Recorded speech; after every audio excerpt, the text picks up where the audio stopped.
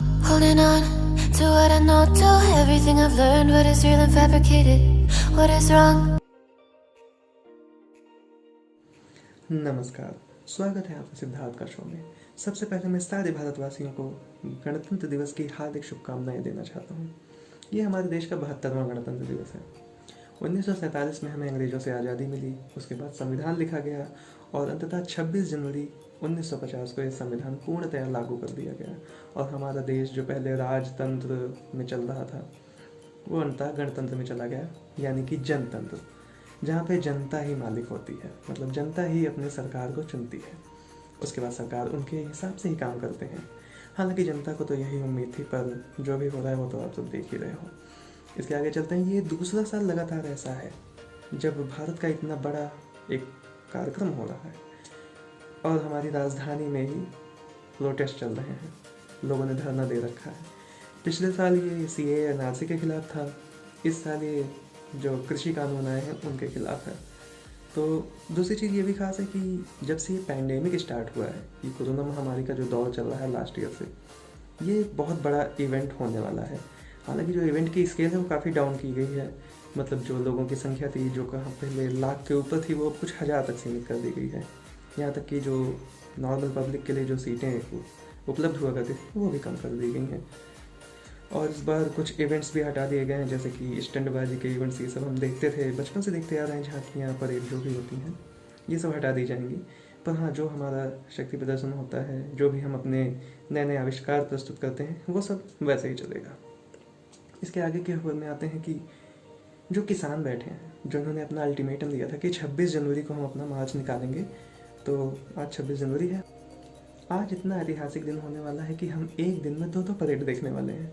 एक परेड जो हमेशा से हम देखते आ रहे हैं, जहाँ पर हमारी सेना, सारी सेनाएं अपनी परेड करती हैं, हमारे जो भी नए नए हथियार, हमने जो भी मिसाइलें बनाई हैं उनका प्रदर्शन करते हैं, ये तो होगा ही। इसके साथ साथ जो किसान जो भी धरने पर बैठे हैं कृषि कानून के खिलाफ, वो लोग अपनी ट्रैक्टर रैली निकालने वाले हैं। पूरी दिल्ली में निकालेंगे, सड़कों से जाएंगे, फिर घूम फिर के अपनी जगह पर वापस आ जाएंगे। एक तरह से उनका एक प्रदर्शन है कि वो लोग इस कानून को नहीं मानते और वो चाहते हैं कि सरकार इस कानून को वापस ले ले। हालांकि सरकार भी अपनी जिद पे अड़ी हुई है। उन्होंने एक ऑप्शन दिया था इन्हें कि हम 1.5 साल के लिए इन कानूनों को स्थगित कर देते हैं और एक कमेटी बना देते हैं। उन्होंने बना भी दी है, पर किसान लोग कह रहे हैं अगर कानून आप स्थगित कर रहे हो तो उसे लागू तो करोगे ना 1.5 साल बाद।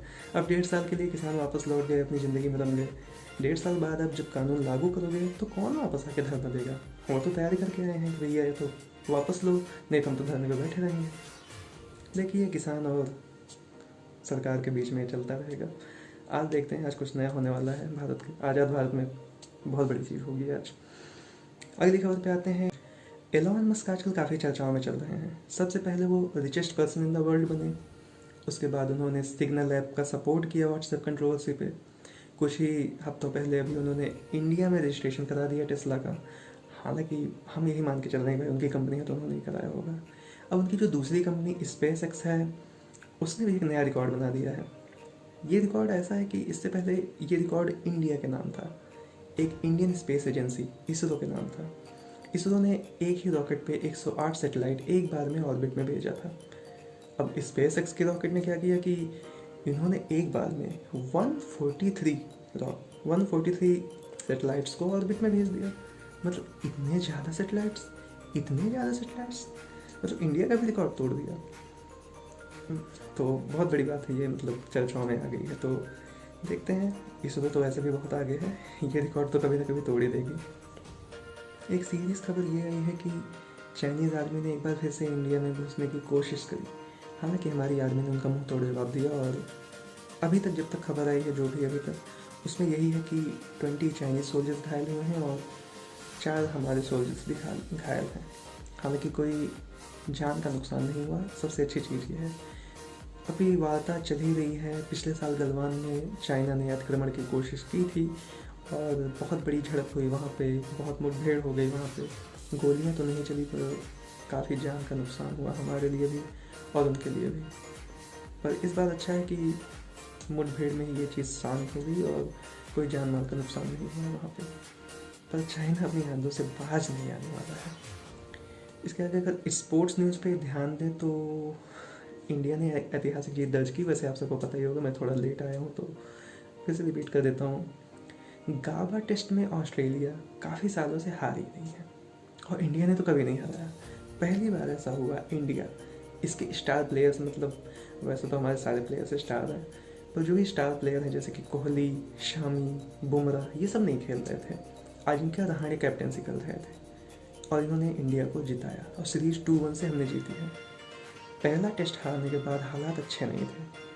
कोहली उसके बाद चले गए छुट्टी पे, पैटर्निटी लीव पे। सेकेंड टेस्ट में हमने किसी तरह जीत दर्ज करी। थर्ड टेस्ट था जो कि बहुत ही इम्पॉर्टेंट मैच, मतलब जिस मैच के बाद लोगों का इंटरेस्ट इस सीरीज में बढ़ा। कैसे हनुमा विहारी और रविचंद्रन अश्विन ने 5वें दिन पे गेंदें खेल खेल के ऑस्ट्रेलिया को झिलाया और मैच बचा लिया। चौथा टेस्ट भी ऐसे ही कुछ हो सकता था, पर यहाँ पे अजिंक्य रहाणे का दिमाग अलग चल रहा था। हमारे पास 300 से ज़्यादा का टारगेट था लास्ट डे पर अजिंक्य रहाणे वैसे तो कम रन बनाए उन्होंने, पर वो जिस मूड में आए थे उससे देख के लग गया कि भैया इंडिया तो जीतने की ही तलाश है, जीतने की तलाश में ही है। इसके बाद लगी सही कसर हमारे ऋषभ पंत ने पूरी कर दी। मतलब ऋषभ पंत को हम लोगों ने इतना ट्रॉल किया सब ने, तो अंततः उन्होंने अपना सिलेक्शन सही साबित किया। वो फास्टेस्ट क्रिकेटर बन गए, मतलब fastest wicket keeper to reach 1000 run. तो एक अचीवमेंट है उनके लिए। बाकी मैच तो उन्होंने जिता ही दिया। ऑस्ट्रेलिया में हमने सीरीज भी जीती, एक ऐतिहासिक जीत भी दर्ज करी। कितने लोग थे जो ट्रॉल कर रहे थे इंडिया को कि इंडिया हारने वाली है, बुरी तरीके से हारेगी। इंडिया ने ऑस्ट्रेलिया को कैसे हराया आप ये देखो। तो एक बहुत बड़ी ऐतिहासिक जीत, लोगों का इंटरेस्ट टेस्ट क्रिकेट में फिर से आया, लोगों ने मैच देखा हुआ है।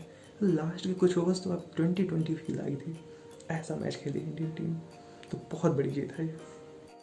बॉलीवुड पे नजर डालें तो वरुण धवन ने अपनी लॉन्ग टाइम गर्लफ्रेंड नताशा दलाल से फाइनली शादी कर ली है। तो कुछ इनकी तस्वीरें देखते हैं और इसी के साथ आज का सफर यहीं समाप्त करते हैं। फिर से मिलूंगा आपसे जल्दी ही, तब तक के लिए नमस्कार।